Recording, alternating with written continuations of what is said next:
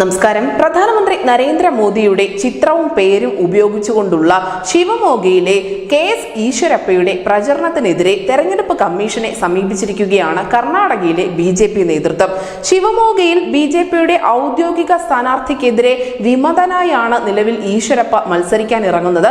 അതുകൊണ്ട് തന്നെയാണ് കർണാടക ബി.ജെ.പി. നേതൃത്വത്തിന്റെ ഭാഗത്ത് നിന്നും ഇത്തരത്തിലുള്ള ഒരു പരാതി തെരഞ്ഞെടുപ്പ് കമ്മീഷന്റെ മുന്നിലേക്ക് എത്തുന്നത്. സംസ്ഥാന നേതൃത്വത്തോട് കടുത്ത അമർഷം വെച്ച് പുലർത്തുന്നു ഈശ്വരപ്പ എങ്കിൽ പോലും കേന്ദ്ര നേതൃത്വത്തെ വാനോളം പുകഴ്ത്തിക്കൊണ്ടാണ് അദ്ദേഹം പ്രചരണ പരിപാടികൾ നടത്തിക്കൊണ്ടിരിക്കുന്നത്. പ്രധാനമായും നരേന്ദ്രമോദിയുടെ ചിത്രവും അദ്ദേഹത്തിന്റെ ഫ്ലെക്സുകളും കട്ടൗട്ടുകളും മറ്റും ഈശ്വരപ്പ വ്യാപകമായി ഉപയോഗിക്കുന്നുമുണ്ട്. എന്തായാലും യെദ്യൂരപ്പയുടെ കുടുംബ വാഴ്ച അത് ശിവമോഗയിൽ അവസാനിപ്പിക്കുന്നതിന് വേണ്ടിയാണ് അദ്ദേഹത്തിന്റെ മകനായ ബി.വൈ. രാഘവേന്ദ്രക്കെതിരെ തന്നെ ഈശ്വരപ്പ വിമതനായി കളത്തിലിറങ്ങിയിരിക്കുന്നത്.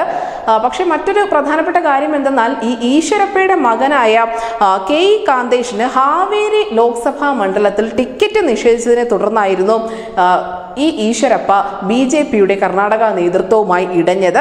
അതിനുശേഷം ബി.വൈ. രാഘവേന്ദ്രയ്ക്ക് വേണ്ടി പ്രധാനമന്ത്രി നരേന്ദ്രമോദി ശിവമോഗയിൽ എത്തിയപ്പോൾ ആ തെരഞ്ഞെടുപ്പ് റാലിയിൽ നിന്നും വിട്ടുനിന്ന് സംസ്ഥാന നേതൃത്വത്തോടുള്ള തന്റെ അമർഷം പ്രകടിപ്പിക്കാനും ഈശ്വരപ്പ മറന്നിരുന്നില്ല.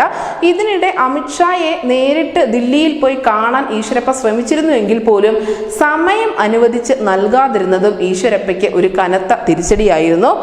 നടൻ ശിവരാജ് കുമാറിന്റെ ഭാര്യയും മുൻ കർണാടക മുഖ്യമന്ത്രിയായ എസ് ബംഗാരപ്പയുടെ മകളുമായ ഗീത ശിവരാജ് കുമാറിനെയാണ് മണ്ഡലത്തിൽ കോൺഗ്രസ് കളത്തിലിറക്കിയിരിക്കുന്നത്.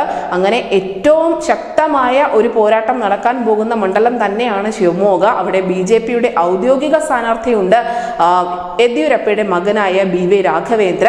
അതിനെതിരെയാണ് ഈ ഈശ്വരപ്പ ഒരു വിമതനായി മത്സര രംഗത്ത് നിൽക്കുന്നത്. ഇതിനിടയിൽ കോൺഗ്രസിന്റെയും ഏറ്റവും കരുത്തുറ്റ മുഖത്തെ തന്നെയാണ് അവർ കളത്തിലിറക്കിയിരിക്കുന്നത്. പ്രത്യേകിച്ചും ഈ ശിവരാജ് കുമാറിനോടുള്ള ഒരു ആരാധനയൊക്കെ വോട്ടായി മാറുമെന്നുള്ള പ്രതീക്ഷ കോൺഗ്രസിനുമുണ്ട്.